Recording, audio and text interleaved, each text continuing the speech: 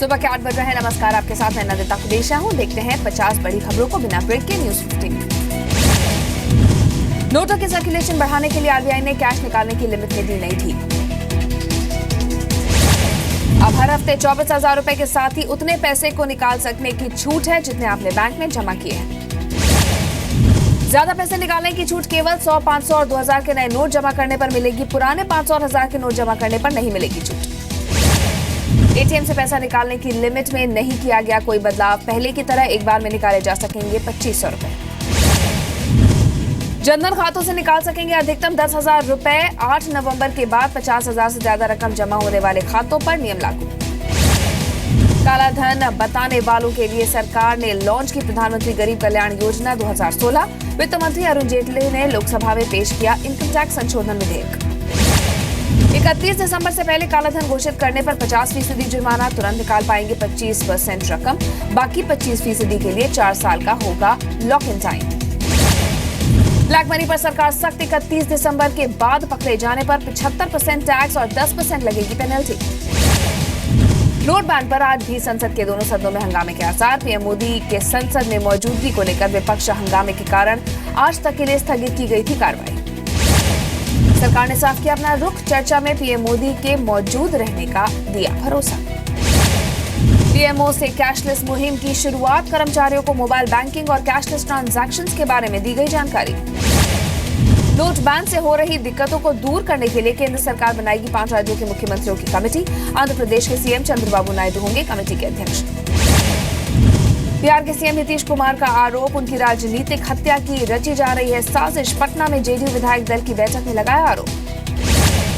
Note ban के फैसले का स्वागत करने के लिए और लालू प्रसाद यादव सोनिया गांधी से मुलाकात करने के बाद आए नीतीश का बयान। जम्मू कश्मीर के मार्शल में भारतीय जवानों के शव को क्षत विक्षत करने में पाकिस्तान का हाथ होने का सामने आया सबूत। सेना ने जारी की तस्वीर। सेना को मिले पाकिस्तान में बनी कई ग्रेनेड, खाने पीने की चीजों और अमेरिकी मार्किंग वाले रेडियो सेट्स। जम्मू कश्मीर में 2 जगहों पर सुरक्षा बलों और आतंकियों के बीच फायरिंग। सांबा और रामगढ़ और जम्मू के नगरोटा में सुबह से चल रही है मुठभेड़। अलकायदा के निशाने पर पीएम मोदी समेत देश के 22 बड़े नेता। एनआईए ने तमिलनाडु के मदुरई से गिरफ्तार किए 3 संदिग्ध। कई अहम सुराग मिले।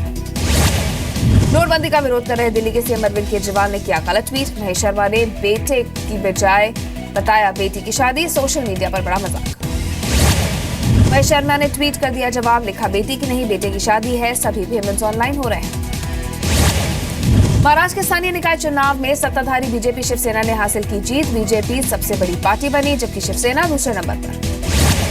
सन टीवी के रेड एफएम के फेज 3 लाइसेंस पर सुप्रीम कोर्ट ने केंद्र को भेजा नोटिस। सिक्योरिटी क्लियरेंस को लेकर बीजेपी नेता सुब्रमण्यम स्वामी की दायर याचिका पर दिया नोटिस। स्वामी की याचिका के मुताबिक रेडियो स्पेक्ट्रम की पॉलिसी साफ नहीं होने का सन टीवी ने उठाया गलत फायदा। उड़ीसा के भुवनेश्वर रेलवे स्टेशन पर कैशलेस को लेकर चलाया गया जागरूकता अभियान। लोगों को दी गई ऑनलाइन पेमेंट की जानकारी। असम के गोलाघाट में पहली बार चाय बागान में काम करने वाले लोगों के लिए लगाई गई एटीएम मशीन लगने से लोग खुश। नोट बैन के बाद शादी में 2.5 लाख रुपए निकालने के नियम पर आज दिल्ली हाईकोर्ट सुनाएगा फैसला। याचिका में 2.5 लाख की सीमा में छूट की मांग। दिल्ली बीजेपी महिला मोर्चा ने नोट बैन के समर्थन में कनॉट प्लेस में निकाला मार्च। कैशलेस का इस्तेमाल करने का दिया संदेश। नोट बैन को लेकर बेअसर दिखा विपक्ष का भारत बंद। देश भर में रोजाना की तरह बाजारों सड़कों पर नजर आए लोग। केंद्रीय मंत्री प्रकाश जावड़ेकर ने कहा लोगों को करप्शन से चाहिए मुक्ति, इसीलिए भारत बंद रहा फेल। भारत बंद के असफल होने पर राज्यसभा सांसद डॉक्टर सुभाष चंद्रा ने देश को कहा शुक्रिया। रोज की तरह 2 घंटे अधिक दुकान खोलने वाले दुकानदारों को दिया साधुवाद। जेएनयू के छात्र नजीब अहमद का पता बताने के लिए इनाम की रकम बढ़ाकर 10 लाख रुपए की गई। नजीब के लापता होने के बाद से चौथी बार बढ़ी इनाम की रकम। दिल्ली पुलिस की गिरफ्त में आए पूर्व एमएलए रामवीर शौकीन। गैंगस्टर नीरज भवाना के गिरोह को चलाने का आरोप। प्रदूषण को लेकर एनजीटी का दिल्ली सरकार और दिल्ली पुलिस को निर्देश। 10 साल से पुराने डीजल वाहन करे बंद। फ्लैट्स में अवैध निर्माण करने के मामले में कपिल शर्मा और इरफान खान को बॉम्बे हाईकोर्ट से राहत। कोर्ट ने बीएमसी को यथास्थिति बरकरार रखने का आदेश दिया। मुंबई में रोजाना दर्ज होते हैं सिग्नल तोड़ने के 4500 से भी ज्यादा मामले, एक आरटीआई के जरिए हुआ खुलासा। जम्मू कश्मीर की मुख्यमंत्री महबूबा मुफ्ती ने दिल्ली में प्रधानमंत्री से की मुलाकात, नोट बैन का किया समर्थन, कहा यह मामूली फैसला नहीं।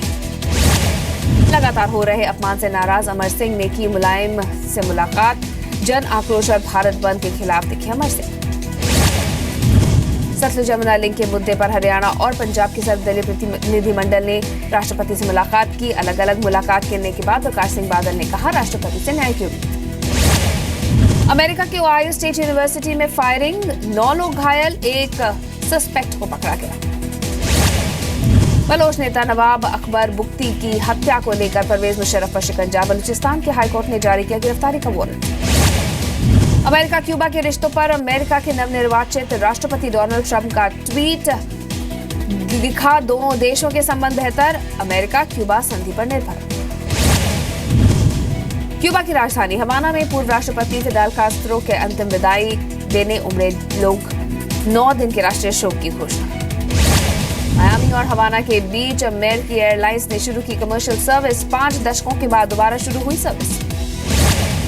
मोसुल में इराकी सेना ने 1000 आईएसआईएस के आतंकियों का सफाई करने का दावा किया, अमेरिकी सेना ने किया दावे का समर्थन। स्पेन में पुलिस ने पकड़े 4 संदिग्ध लोग, आतंकी संगठन आईएसआईएस से जुड़े 4 संदिग्ध शरणार्थी बनकर टर्की के रास्ते आए थे स्पेन। जिम्बाब्वे में लॉन्च हुई नई करेंसी, लोगों को नोट बदलवाने में हो रही है परेशानी, बैंकों के बाहर लगी कतार।